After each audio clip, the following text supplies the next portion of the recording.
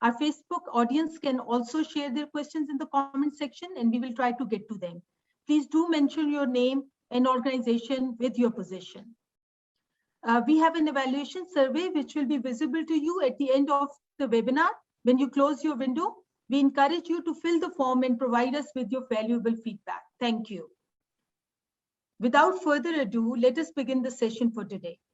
We are glad that you were able to take time out today to attend UNDP's Merge Areas Governance Program's ongoing webinar series, Merge Areas Reform Policy Series. UNDP's Merge Areas Governance Project supports the government of Khyber Pakhtunkhwa, providing technical assistance to policymaking in pilot programs such as Special Emphasis Program, with the aim to scaling it in the merge areas. For a robust relationship between scientific research and policymaking, it is important to understand how experimental insights scale to broader populations. In this regard, our ongoing Merge Areas Reform Policy Series aims to invite discussion around such key current development themes informed by global practice and knowledge. I have the great pleasure of introducing Professor Dr. John List as our speaker today. As the Kenneth C. Griffin Distinguished Service Professor in Economics at the University of Chicago, his research focuses on combining field experiments with economic theory to deepen our understanding of the economic science. Dr. List pioneered field experiments as a methodology for testing behavioral theories and learning about behavioral principles that are shared across different domains. He co-authored the international book bestseller, The Y-Axis, in 2013, and is author to a new book, The Voltage Effect, slated to come out in early 2022. Drawing on his original research in his upcoming book and the topic of today's seminar, Dr. List attempts to answer the question of why some ideas or projects fail to make it big and impact larger populations. Please join me in welcoming Professor Dr. John List. I hand it over to Dr. John List. Dr. John List, the floor is all yours. Amber, thank you very much for that great intro. And I want to thank the UNDP for having me today, and also for engaging in this, what I would argue is one of the most important topics that policymakers face today, which is after we have an idea that we explore, how do we think about scaling that idea? So today I'm also going to do an experiment. So usually I put up now 25 slides and then I rifle through them. But today I'm just going to talk you through the Voltage Effect book and our recent work on scaling and what I call the science of using science. Okay, so today I want to begin with a quote from 1878, a novel written by Russian author Leo Tolstoy. And his book, Anna Karenina, began with an oft-quoted line. It said, "Happy families are all alike. Every unhappy family is unhappy in its own way." I want you to keep that in the back of your mind, and I will come back to that Anna Karenina famous first line. And when we talk about scaling, we're going to find that there is an Anna Karenina story within the idea of scaling. Okay, so let's turn back the clock of my research agenda. And let me tell you about a project I started in 2010 here in Chicago, Illinois, in the United States. So the project was a very ambitious one. It was to start a pre-K school. So this is a school for 3, 4, and 5-year-olds down in a city called Chicago Heights. Chicago Heights is a city that is dominated by poverty. They are a city where when 1,000 people start high school as 15-year-olds, within a year, 500 of those kids will have dropped out of high school. So our idea was to start a preschool that would entail hiring teachers, developing a curriculum, thinking about a parent academy, because on top of the preschool, which is an all-day preschool, which is meant to teach kids cognitive and executive function skills, we also had a parent academy on top of that, which was meant to teach parents the best ways to teach their kids skills and human capital formation techniques for their future. So we ran this program for 4 years. And at the end of the 4 years, we received really brilliant results. We were moving kids all the way from, say, the 33rd percentile to the 70th percentile within a year on cognitive skills. So using typical standardized test scores to measure cognitive skills. We also developed ways to explore skills such as self-control or grit or perseverance. In scientific circles, these are called non-cognitive skills or executive function skills.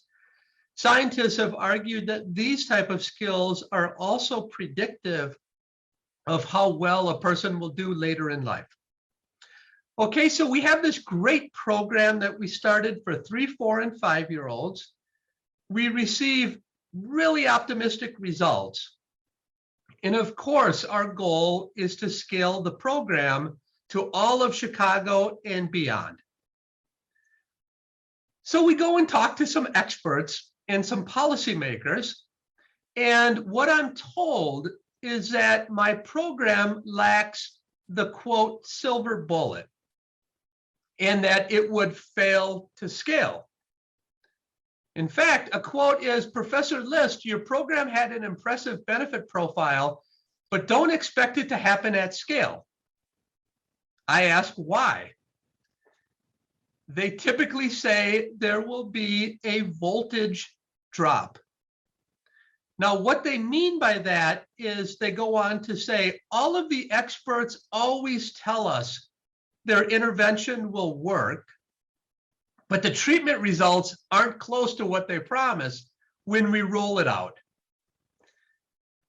So this is back in 2014, and I asked them, well, why is that the case? Why is it the case that in the Petri dish, it looks so wonderful, but when you scale it up, there's a huge voltage drop?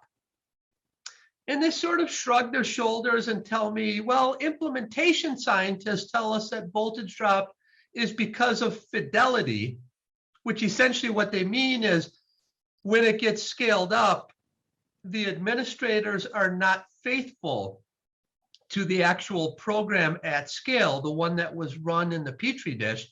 But then they say, we really don't know what's happening here.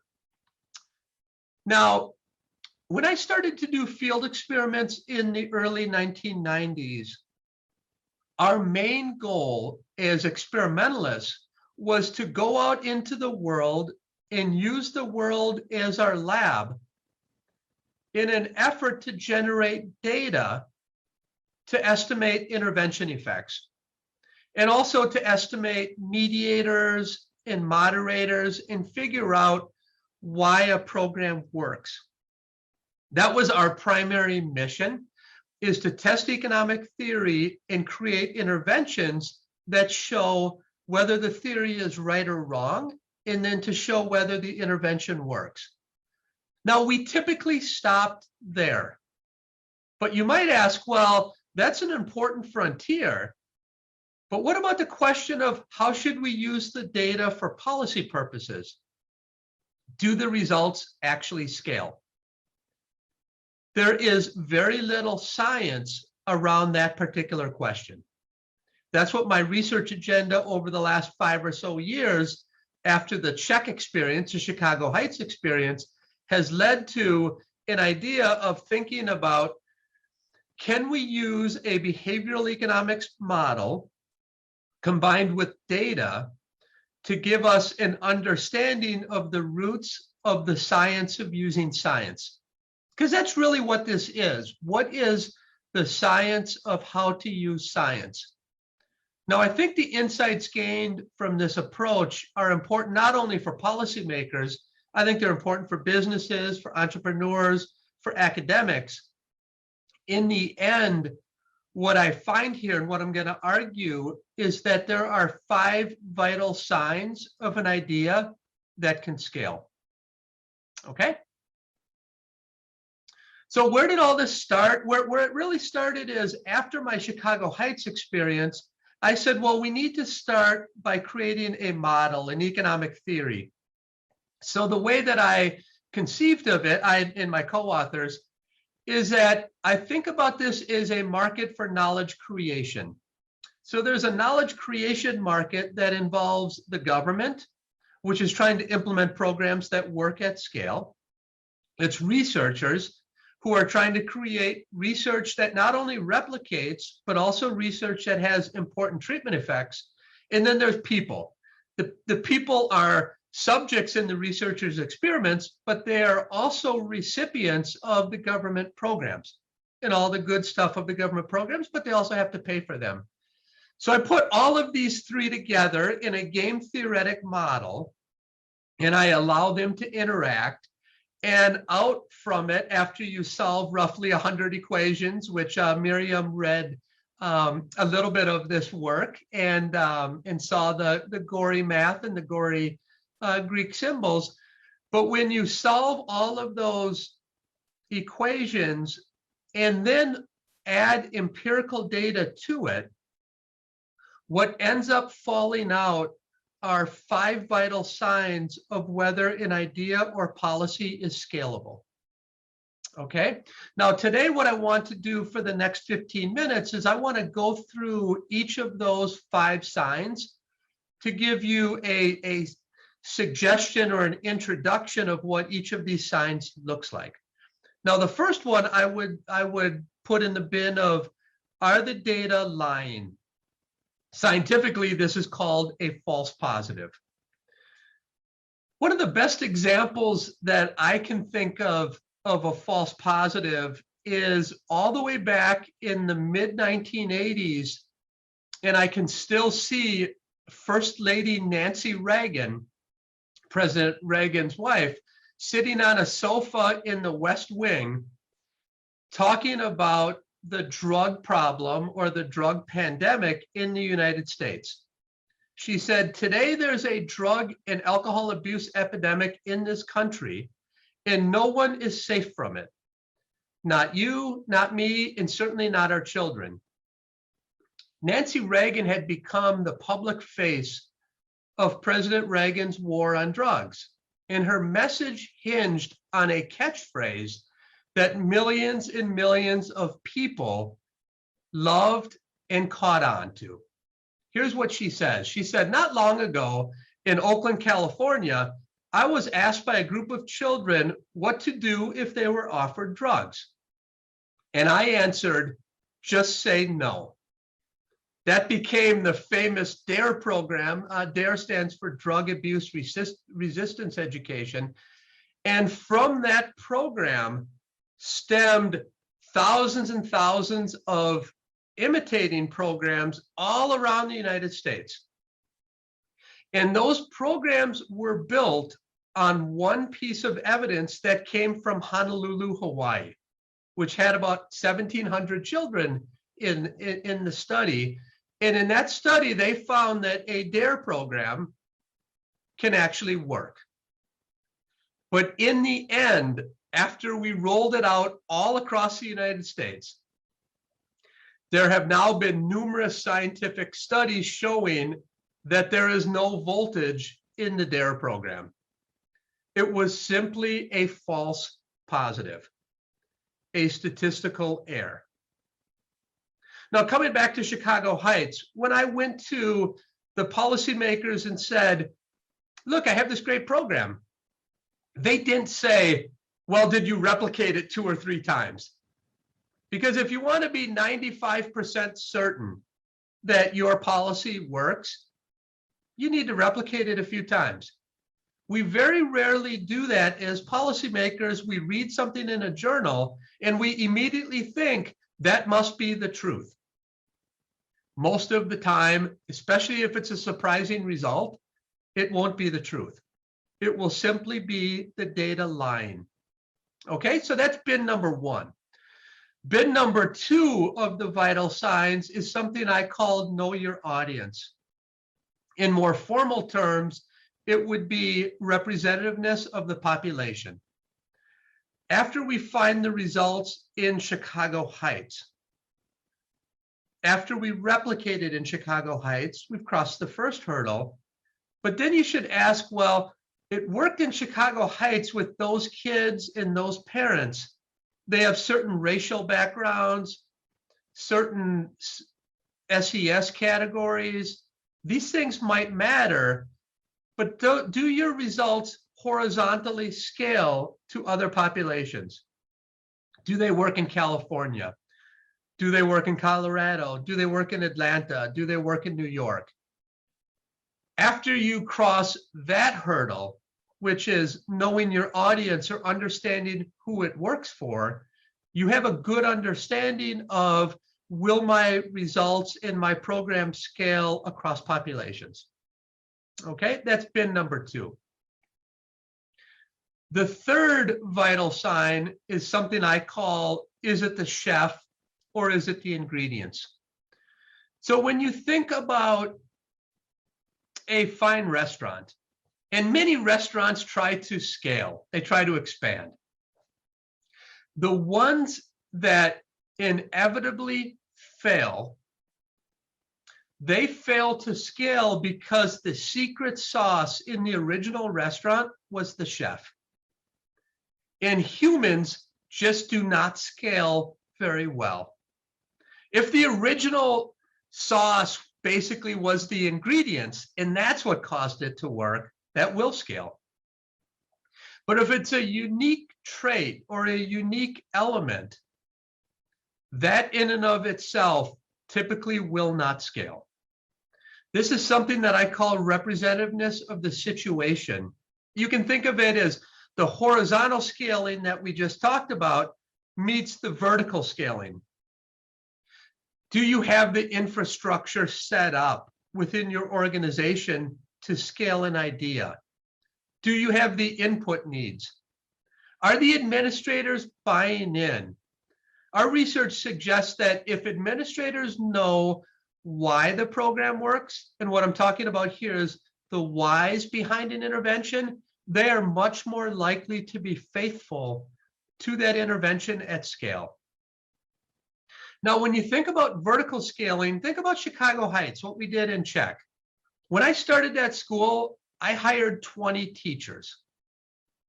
It's not very hard to find 20 great teachers to work in a school. But if you want to scale that up in the same market, you might have to hire 20,000 teachers. And as I mentioned, humans don't scale well. Hiring the first 20 is a great efficacy test. Okay, in medicine, it's like a phase 1 test. But if you're talking about phase 2 and phase 3 in medicine or in economics or the social sciences scaling, those first 20 teachers, if the teachers are important to that program, you don't learn very much about what that program will look like at scale, because the 20,000 teachers you have to hire are much different than the 20. Okay, this is all part of representativeness of the situation. Now, the data so far suggest that representativeness of the situation is much more important than representativeness of the population. Now, when scaling, when I talk to people, we oftentimes generalize our results to both a population of situations and a population of people, when we typically only speak to the issue of the latter. It tends to be a systematic mistake we make in policymaking and in the business world. So what I'm calling on here is for technology to be considered whenever possible. That allows standardization, correct dosage, correct programming, etc. I'm calling for the original scientist to be part of the implementation team to enhance fidelity. That's done very rarely. Usually the scientist has a result, she presents it, the government takes it and implements it, and the scientist goes on to a new project. That's exactly the wrong way to think about this. What we should be doing is having the scientist as an integral part of the implementation team. Now, as policymakers, we also must understand what are the negotiables and what are the non-negotiables when scaling. If you know that the project needs excellent teachers, that's a non-negotiable. We should not be scaling programs that we also cannot scale the characteristics or the attributes that make them scalable. We need to demand these from scientists. So how we do all this is what I would call, when we do the original experiment, we want to block on situations rather than just block on individuals. Typically, as experimentalists, what we do is we say, well, let's block on men and women so then we know whether it works for men and women. Let's block on old and young. Let's block on black and white, et cetera, et cetera. So we block on individuals so we can learn who the program works for, but we should also block on important situations so we can figure out what are the negotiables, what are the non-negotiables, and what is the situation that we need to have in place at scale to make sure that my program works. What this essentially is calling for is a movement from evidence-based policy to policy-based evidence. Until we start talking about policy-based evidence, we will continue to report results that won't scale. Okay? Now, for all the policymakers on the call, when you actually scale the program, it should behoove you to use an approach that you can also measure whether your program is working at scale. In many cases, I see policymakers putting out programs all at once.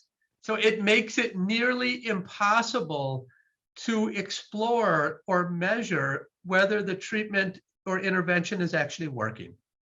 Okay, so vital sign number 3 is it the chef or the ingredients or representativeness of the situation? Vital sign number 4 is what I call understanding spillovers and general equilibrium effects. Okay, let's start with the latter. What is a general equilibrium effect? Okay, typically what we do when we run experiments is we say, for example, in check, what is the difference in outcomes between kids in the control versus kids in the program, ceteris paribus? What you really want to learn is what is the difference in outcomes when every child in society is treated versus when no one is treated. So think about it this way. I work here at the University of Chicago. If I did an experiment whereby I had 100 people become econ majors and another 100 random people not become economics majors, and then I looked at their wage and job outcomes in the future, that would give me a typical measure of whether being an econ major matters. Okay, that's great. That's typically how we do things. Now, when you scale, you have to think of it this way.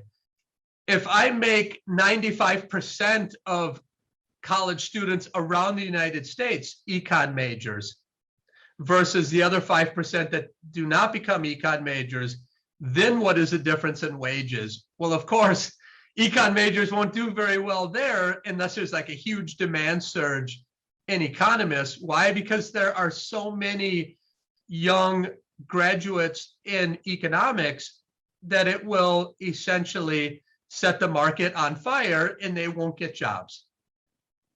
Okay, in the end, we need to think about perturbing the whole system, But that, of course, can frustrate the learnings from your original trial. So when general equilibrium effects are important, those first trials might teach us very little about that. Secondly, what about spillovers? Let me give you an example of what happened in the Chicago Heights program that I mentioned earlier. In there, we find this magnificent spillover. And what happened was the control kids were affected by treatment kids who lived around them. And in particular, if you had 11 treatment kids which lived within 1,000 feet of your house, it was like you were treated yourself.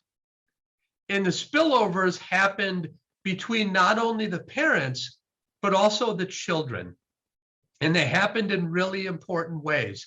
So in that way, we need to understand what are the spillovers in our program, not only from treatment to control, which is that example, but also treatment to other treatment kids. This is what economists call network externalities. Think about Facebook. Facebook is more valuable to you the more people who are members or active in Facebook. That's called a network externality. These spillovers in general equilibrium effects are many times ignored, but if they are important in the Petri dish, they might affect what happens at scale. Okay, so that's the fourth vital sign. The fifth vital sign is marginal cost considerations. And many times implementation scientists don't think about what is the actual cost of this program and how do marginal costs change as we scale the program. Of course, whenever we do government policymaking, we talk about benefit cost analysis, but most of the time with the voltage effect, we talk about the benefit side. The cost side is equally as important, and that's really the economist's bread and butter. We talk about something that will scale will have what's called economies of scale. So that means as you scale it, the average cost of providing the service actually goes down versus diseconomies of scale, which is as you scale it, the cost actually goes up. Now let's think about check. If I wanted to maintain a really high quality teacher and I went from 20 teachers to 20,000 teachers, what do you think will happen to my budget? Of course, I'm going to break the budget because to hire 20,000 really high quality teachers, I'm going to have to raise the salaries. Now, when you do that, that's called diseconomies of scale, because hiring 20,000 great teachers is a very different cost profile than hiring 20 great teachers.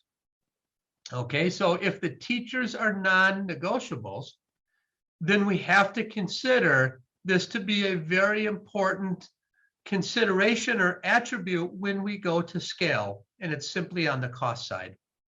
So the fifth vital sign is marginal cost considerations. Now to conclude, in the social sciences, experiments have become a legitimate contributor, no doubt. We're never going to realize the full benefits of experiments until we understand the science of using science. Now let's go back to Tolstoy. Remember what Tolstoy told us about families. We can think of that exact same passage here. Scalable ideas are all alike. Every unscalable idea is unscalable in its own way. Now, in other words, scalable ideas share a common set of attributes which lead to scaling success. Well, any of a variety of attributes can cause an idea to fail at scale. My work, which I've just talked about, has narrowed the attribute set down to 5 vital signs. The vitality of any idea can be expressed and measured within those 5 vital signs. Thank you very much for your attention, and I look forward to your questions and discussion. Thank you very much, Dr. List, for this interesting talk. I'm sure there will be a lot of interest among the participants and they will be raising questions to you. We would now like to give the floor to the Honorable Secretary Finance of the Government of Khyber Pakhtunkhwa, Mr. Atif Rehman, to provide a unique lens upon the theme of the seminar. Based on his vast experience and expertise in the finance department, he will highlight possible links to Professor List's presentation with pilot projects that reach scalability in the province. Mr. Rehman, over to you. Well, thank you, Amber. I would like to thank the speaker, Professor John List, for making such a lucid and thought-provoking presentation, and indeed it was enlightening. Somebody as me who has remained the secretary of the Planning and Development Department as well, I've personally grappled with this issue of scalability. And talking of development, the government of Khyber Pakhtunkhwa is investing in development like never before. This time around, we have a record portfolio of rupees 150 billion on the other than the merged area side, plus 60 billion on the merged area side. Having said this, I would, as I often say on various fora that, it is generally the development portfolio is sometimes, and among some segment of the society, it is considered as something very sacrosanct, while the current is considered something as sinister. No, that is not the case. In fact, a lot of development programs, they are simply salary-based development projects, and which primarily consists of the AM&R, the annual maintenance and repair, or the maintenance and repair. On the other hand, the real service delivery to me lies on the current side, because their current expenditure means salaries of the doctors, of the teachers, the classroom consumables, the medicine. So on the current side and the development side, the government of KP intends to the overall budget this year is 500 plus, which includes a number of flagship initiatives like the Sehat Sahulat program, the universal health coverage that we have championed, and early childhood education, around 10,000, more than 10,000 classrooms. Now, both these programs, they have been started as pilots and then were later on, scaled up successfully. But, on the other hand, we have a number of programs which could not be scaled up. So given in our milieu, it has multiple consequences, negative consequences. First of all, by not only the potential recipients, they are deprived of the benefits, but people like us find it very difficult to convince the political leadership to invest in similar evidence-based programs. Furthermore, paucity, scarcity of resources is the universal principle, but it more so applies here in country like ours, and where funds are scarce and meager, and even more so for development and research. So I would like you to advise us as to what kind of research should we be doing about it.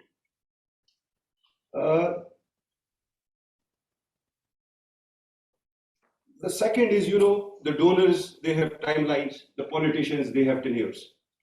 So it becomes very difficult to convince them that we have to be patient, that we need to invest in the capacity of the organizations, we need to invest in the workforce so that they be able to scale it up.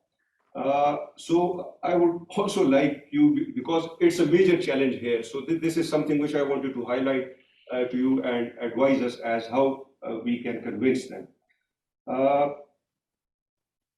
Similarly, as you said, spillover has unintended effects, and in a post-conflict situation like ours in the merged areas, it can be very devastating.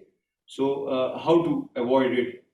Well, these were a few observations and questions. I once again congratulate you for making such a splendid presentation. Thank you. Thank you Thank very you. much. Amber, do you want me to respond to? Yes. Okay. Thank you, Mr. Rehman. And Dr. List, if you can respond to Mr. Rehman's questions. Yeah, absolutely. Thank you so much for your kind words, and thanks for your questions and your remarks. They were insightful indeed. Now, oftentimes when I talk about what we need to do in terms of scaling, the first resistance I get is people believe that what I'm proposing is to slow things down. Because it does make sense. You know, John's setting up these 5 attributes, and that's just going to slow things down. It's quite the opposite, I think. I've worked in government. I worked in the White House in 2002 for a year and a half. I've worked in the business world. I'm an academic, of course, at heart. And I've met a lot of fast runners.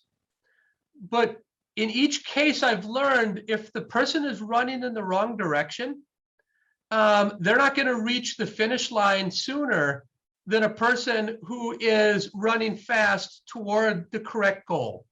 What I find is in most cases, if you want to help the world and change the world for the better, most policies that we put forward don't do that. They frankly don't do that. Now, if you take what I'm saying to be a guidepost and then another guidepost, a way to do that quickly is to use multi-site trials.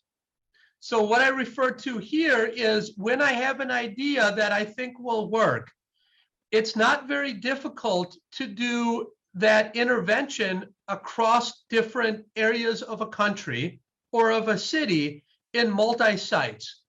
That will allow me to learn very quickly whether it replicates. It will allow me to learn very quickly what are the features of the population that matter, features of the situation that will matter. It will allow me to measure spillovers. It will also allow a cost consideration. So I can do that if the original researcher knows that we need to pass these 5 vital signs. We can embed what I'm talking about within the original research. So then you have that as a policymaker, and it doesn't slow things down at all. It's just a different way to think about doing research. Rather than evidence-based policy, it's policy-based evidence. And if we flip the traditional research agenda in that way, it doesn't slow things down at all. And in fact, it speeds it up because we know when programs will work and when they won't, because most of the time we are giving the public programs that just don't work. Scientifically, that's been proven. So I've just shown you 5 reasons why they don't work at scale. And some ideas fail on 3 of them, some on 2. Think of this as a weakest link technology. An idea will fail if it fails on any one of these 5 vital signs. No matter how ingenious or clever the administrator is, it will fail unless it checks all these 5 boxes. So I don't think my approach slows things down. Now, I certainly don't advocate move fast and break things. Right? That's a typical startup mentality and the mentality in many governments. I'm advocating move fast and learn, and then put out policies that you know will scale. But I want to thank you for your remarks, and I think that those are quite adept. Yeah. Amber, could I say something? Yes, Dr. Musharraf, please go ahead. Dr. List, it's a pleasure having you with us. We've been, I think, trying to organize this for a long time. So it's great that we have been finally able to have you with us today. So if I were to, ask you something about this, if I could say the pentavalent system, the 5 vital signs, if let's say many of them primarily focus on the evidence itself. But I think what Atif here was referring to is also the environment in which scale up has to be attempted. So suppose that, do you foresee that this pentavalent system or the 5 vital signs, you take them, let's say, into this province, or we apply them elsewhere in the world, would there be further learning on the attributes of the environment or the environmental factors of how even like ideas that are actually scalable, but they still fail at scale ups? No, absolutely. So in my vital signs, as you note, the third vital sign is representativeness of the situation, which is a very rich group of attributes, as you point out. I think as we learn about the wheres, whens, and whys of policy scaling, we will begin to develop a wealth of empirical evidence on what situational features are conducive to scaling, what situational features will every time cause an idea or policy not to scale. Think about fidelity. We know now from the empirical evidence, and it's obvious, that if you implement a program at scale that is fundamentally different than the one that was in the Petri dish, and you don't stay true to the non-negotiables, it won't scale. There's a lot of evidence in the implementation science literature on that. Now, in the experimental sciences, these are called moderators. So really what I'm talking about is to identify key moderators, explore whether those moderators transport to new environments. Some will, some won't. Remember, when we're talking about humans, it's hard to talk about laws. It's not like the laws of physics where when something is true, we know it will be true everywhere. In many cases, humans, we don't have laws. Even in economics, the law of demand, it most of the time holds, like 99% of the time, but not always. Why? Because we have humans involved. But I think we will be able to identify features that resemble laws that will transport space and time, such as a demand. Incentives do matter, and we know that once we understand why people engage in an activity, as economists, we can set up policies to get them to do more or less of it. That transports across space and time and people. Now, what I'm saying is there will be features like that are elements of the situation that will transport fluidly, others won't. And in those cases where it won't, we're going to have evidence because the benefits and costs from other areas won't transfer over. But I think a lot of the key elements will. And I think we're really in the first inning of the cricket match or baseball game in figuring out what are the key determinants or situational features that matter. We've learned a lot about it in the lab and in some field experiments on the small scale. But on the large scale, I think we're just learning about these situational features now. It's early in the process, but I do think many of those will be transportable. I hope that answered your question.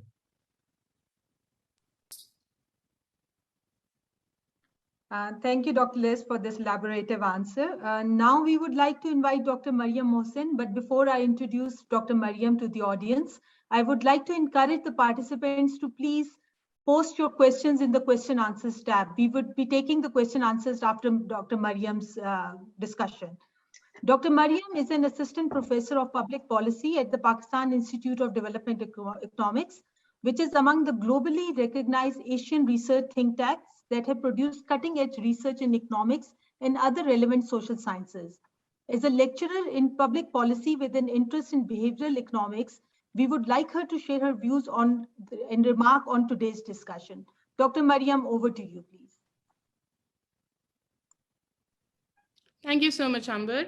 And thank you so much, Professor List, for a very insightful, a very interesting presentation. Now, I had ideally prepared, a list of discussion points before I came into the presentation, but then I listened to your presentation. Now I have, an altogether different list of questions, which root from a little bit of, academic curiosity.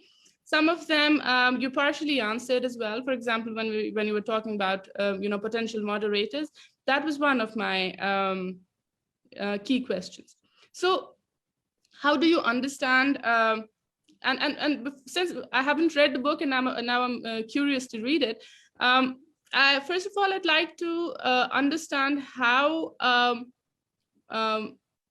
we're trying to operationalize these 5 vital signs that you're talking about.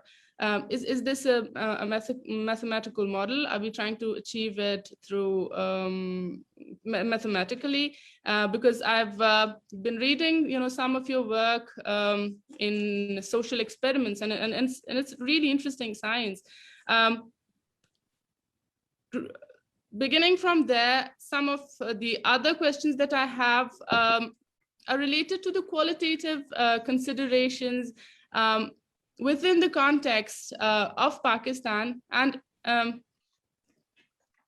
within the context of scalability in general as well. For example, do you think all of these assumptions hold when data sets are different, when, let's say, the human resource capacity of the people involved, when it's different? I think you already spoke about it when you were talking about the chef and the ingredients part of the vital signs. But still, when the the planners, let's say the ones that are involved, let's say they're different people. Maybe the demand and supply sides differ, or there are other factors that differ, for example, geographical or other social factors. And this question doesn't necessarily come from a different paradigmatic view, but even paradigmatically, let's assume, are there qualitative considerations that that you would want to talk about, or you have potentially talked about in your book? I'm really curious to read the book to find that out. In terms of Pakistan and the merged areas, there are a few things that I would want to be discussed, but I don't think we have that kind of time on our watch today. For example, there's this project that I was reading about a few days ago. It's called the Community Driven Local Development Project. It's called the CDLD project. And it began as a very small, very successful project. I think it was launched in 6 districts of, I think, Malakand division. And it was later on extended on to 13 districts, different districts of KPK. And I think the CDLD project is now aiming to extend to all merged areas. And it's interesting because the moderator variable, is very limited, because there's very little political interference in the project. So one of those moderators is, already under control.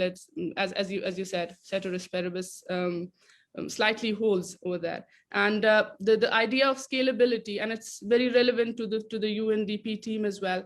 I would really like you to talk about that. And it's interesting at this stage because it's an ongoing, project. And I read in your book, the previous book, the Y-axis. There was this line that really intrigued me. It said, if you're a policymaker, don't apply bandages to old injuries when what we need is early corrective surgery. I kind of liked the line and just resonated with what I was reading about the CDLD project. And there are a lot more examples that I would ideally want to talk about at this stage, but due to shortage of time, I would try to reserve my, the rest of my comments, but it was really an insightful presentation. I would love, to read your book and eagerly waiting for it. Thank you, Amber. Thank you very much, Dr. Mariam. So we move to the question answer section of the webinar. Amber, hi, I'm sorry, Amber.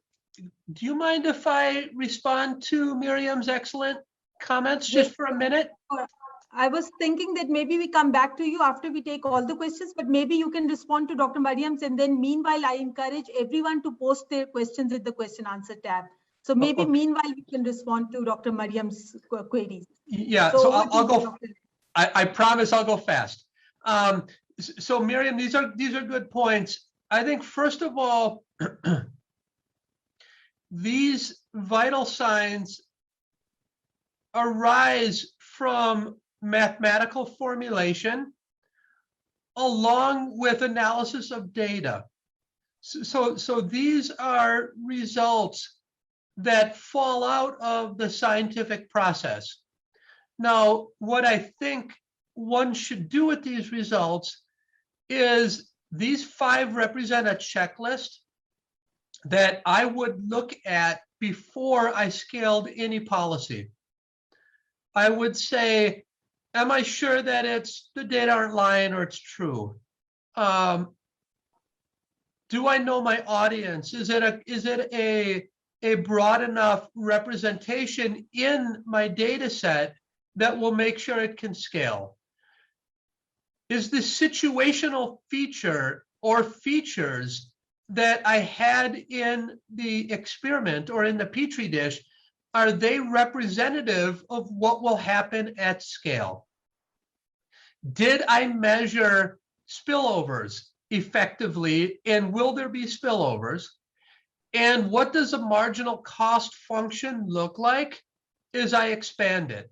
If I just answer those 5 things honestly, I think we will be in a much better world than we are now. So I view them as a checklist, okay?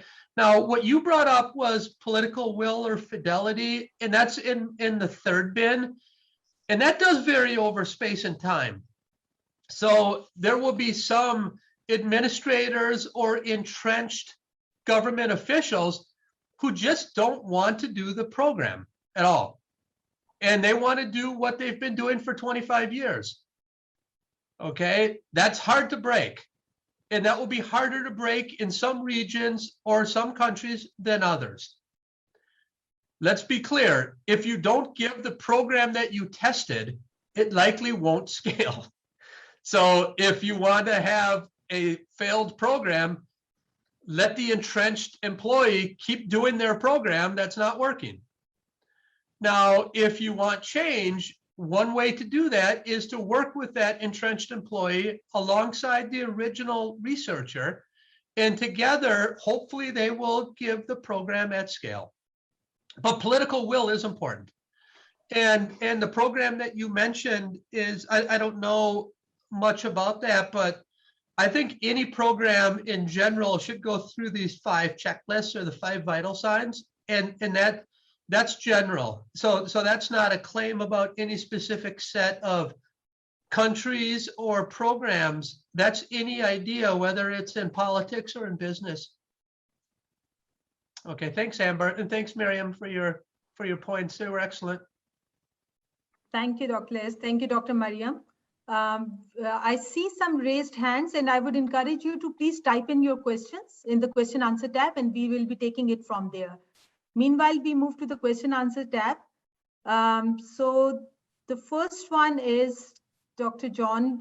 This is from Muhammad Khurram. He's from Abasin University. I think it's more of a comment. Thanks for a nice talk. Well highlighted. The fact is that the scientists need incorporation in the team as well as support from the policymakers. As we have the problem of cost estimation and it negatively affects our projects, sometimes things become quite overambitious. I think you have rightly marked the issue. The policymakers need to mark it as well. So this is a comment which has been made by Muhammad Khurram.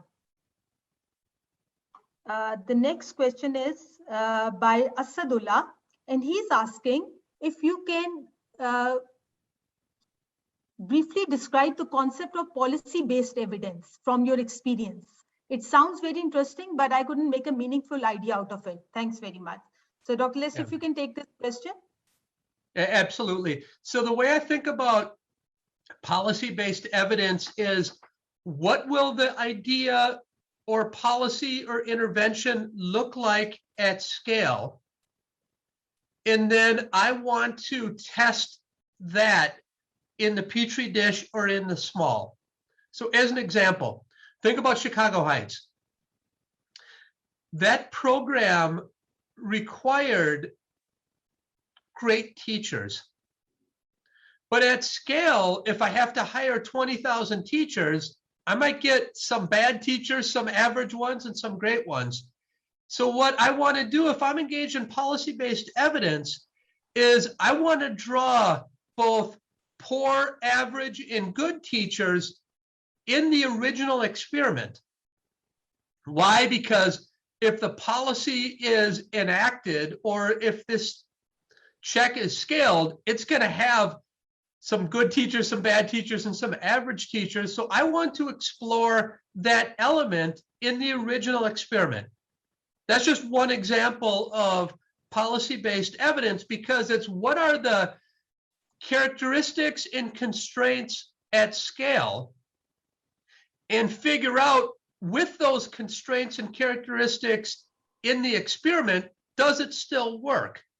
If it does, great, that's a scalable idea. If it doesn't, we need to reconceive the idea, because we know that with the constraints at scale, it won't scale. Does that help?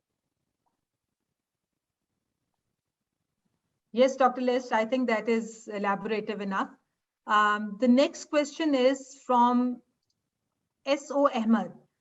He's asking, considering at least the points like demographic diversity, unpredictability, and uniqueness in administration and stakeholders' landscape, what would the strategy be to put a project at scale for success? No, absolutely. That's a good question. So in your question, you have three of the vital signs. So demographic diversity, if you're talking about the people who receive the program, that's representativeness of the population, right? What are the moderators, or what is the heterogeneity involved in my treatment or my intervention? So I want to explore that in the original experiment. When you say unpredictability, to me, what you're talking about is statistical error. So after heterogeneity, you have then statistical error. Is it a true result? And does my intervention really have a positive impact? And the third one, uniqueness in administration and stakeholders, that's been three, right? Representativeness of the situation, or is it the chef or the ingredients? Because those people are unique features that we have to make sure that they have buy-in. And what I'm telling you is that if they know the whys behind the intervention, they're more likely to buy in. That's not saying that they're guaranteed to buy in. It's just that they're more likely to buy in if they understand the whys behind the intervention. Now, the other aspects is that they're more likely to buy in if it's easier for them, or if the original researcher is part of the team. That's important too. Okay, so those three are all strategies, as you mentioned, to put a project at scale that let's say maximizes success. You've exactly just pinpointed three of the 5 vital signs. Great. So the last question I have in the question answers tab is, does the 5 factors take into consideration the extreme environments we are working in? Political will is available, but we are fighting poverty, gender inequality, illiteracy, lack of security, health facilities, army influence. Yeah, so that is in vital sign number 3. This is a good question. What are the extreme environments that might affect how we roll out the programs, how also the programs are received? So you give moderators like gender inequality. To me, gender inequality is both something that we want to combat, so we want to develop programs to combat it. But you're right, you also have gender imbalances in the field that might affect administrators, or it might affect the program itself. And those are all features, insecurity, et cetera, that we need to take account of in the situation or in the environment, when we do the original experiments, those can be experimented with. And after we figure out which of those matter and which of them don't, now we have a better sense of where and when our ideas will scale. So I think that you're right. These are very rich features and very rich environments, and we need to learn about the wheres and whens of those attributes. Thank you very much, all the participants, for your excellent questions. And thank you very much, Dr. List, for your valuable feedback on the questions. We have come towards the end of the webinar. We wholeheartedly thank our esteemed speakers, discussants, and all our participants. I would especially like to thank the Finance Department and Agriculture Department of Khyber Pakhtunkhwa. Please do watch out for emails and our social media pages for our upcoming seminars in the series, the next of which will be on the delivery of healthcare to remote communities. I thank you once again for your participation. Thank you, everyone. Thanks, everyone. Bye-bye. Have a great day. Thank you.